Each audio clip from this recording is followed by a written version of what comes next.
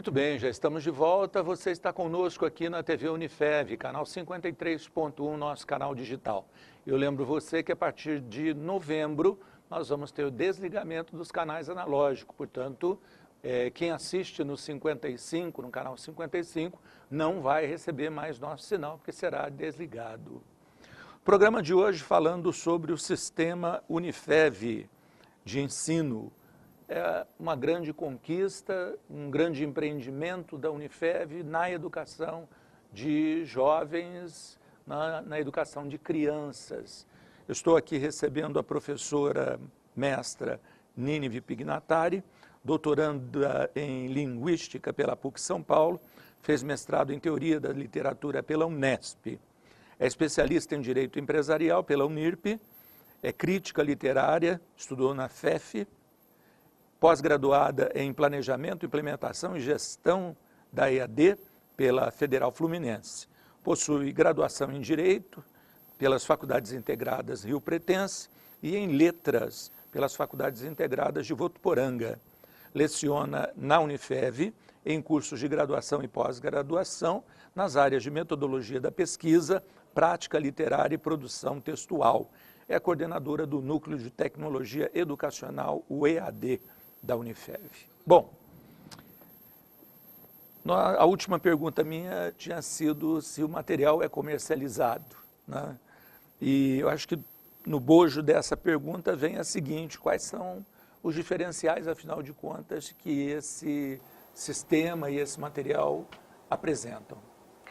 Bem, nós partimos para a elaboração desse material do viés chamado socioconstrutivista, que de uma forma assim bem simples significa que as crianças aprendem umas com as outras num contexto natural.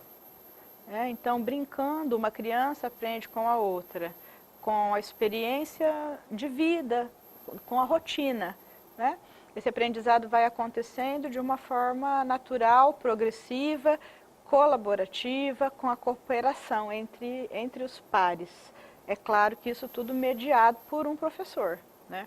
Então, o que o material provoca são situações em que as crianças vão se comunicar entre si e que o professor faz uma intervenção pequena, mas importantíssima, promovendo esses ambientes em que as coisas acontecem. Então, são ambientes de brincadeira em que as coisas vão acontecendo, as crianças vão argumentando, nós enfatizamos muito a fala, né, a oralidade, e acreditamos que a criança aprende linguagem enquanto ela procura argumentos para se posicionar, para ir marcando o seu espaço ideológico, embora sejam ainda bem pequenas.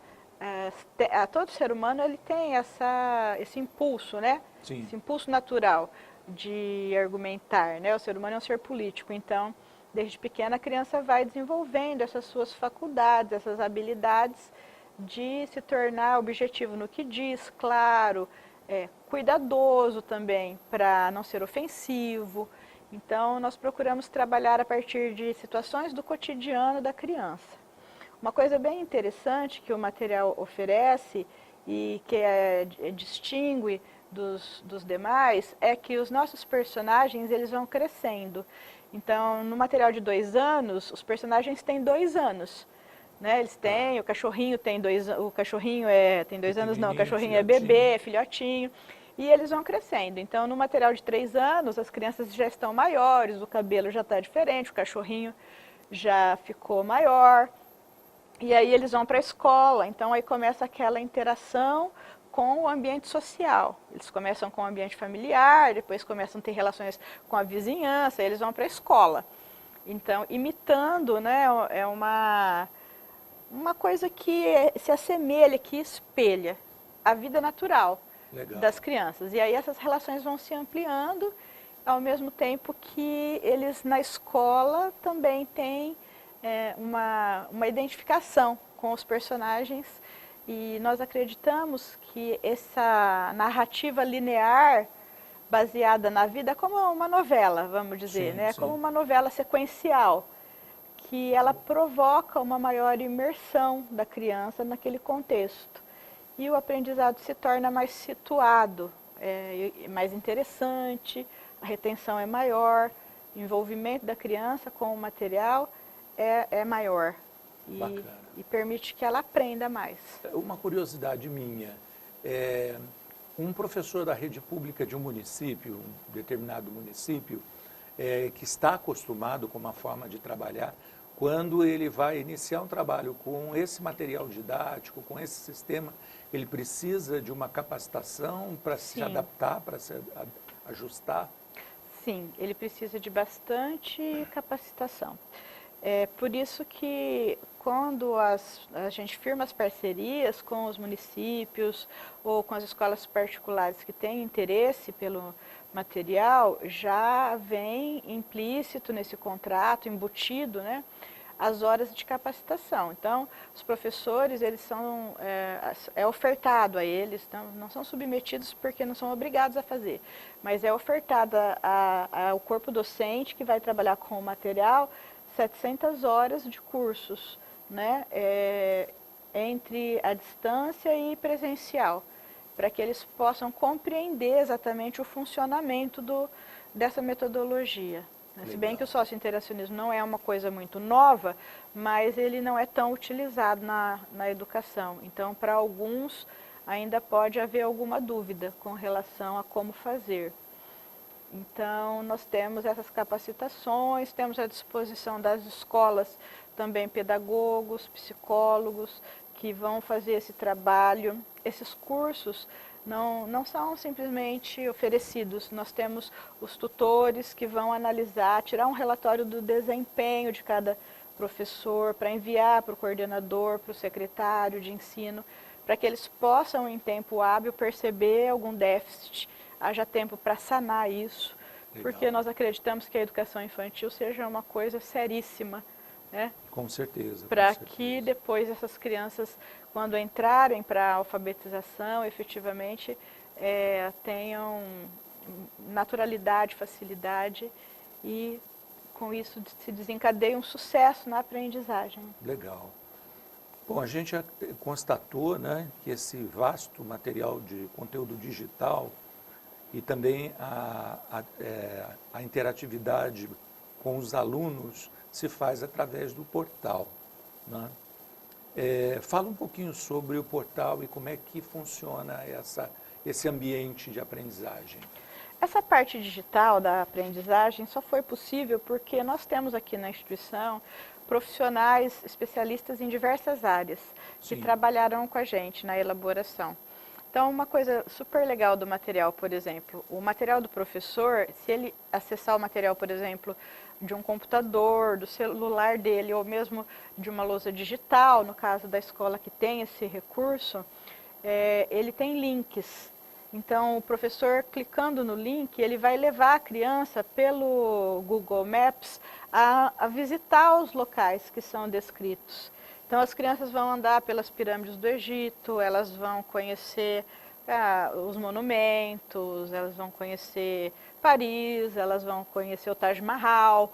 Então, dentro do Brasil, diversos locais, né, turísticos, as cataratas. Então, a criança tem uma imersão. Brasília as crianças vão conhecer. Então, elas conseguem ir andando como se estivessem na rua, por meio do Google Maps. A gente colocou já uma forma de linkar e tem aquela imersão que garante à criança uma experiência muito mais realista, muito mais rica. É como se ela estivesse conhecendo de fato o local, né?